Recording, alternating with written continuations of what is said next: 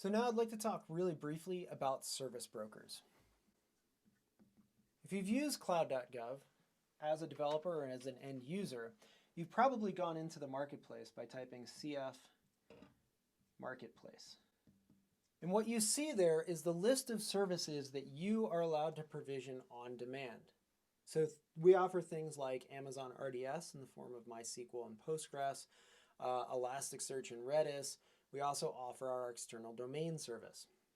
And when you're typing CF Marketplace, what's actually happening behind the scenes is that we as operators have deployed a number of service brokers.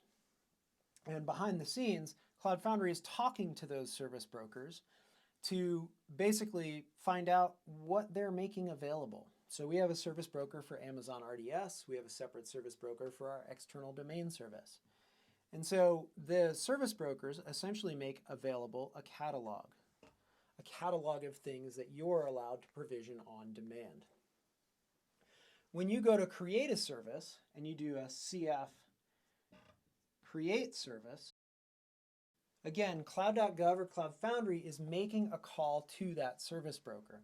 And what it's asking that service broker to do is to provision an instance of that service. And so that could be a MySQL instance.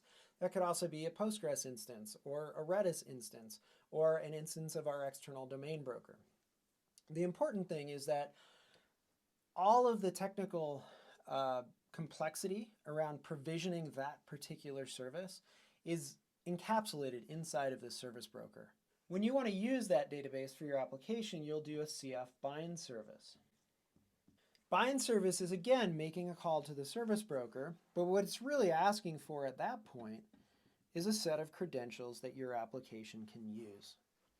And so the service broker will generate a unique set of credentials for your application, again, potentially making calls to something like Amazon RDS, and it'll generate those credentials, it'll return those credentials, and it'll set those credentials as environment variables for your application.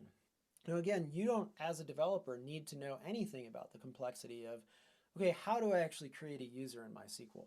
And then how do I grant that user access to just the right resources inside of that MySQL instance?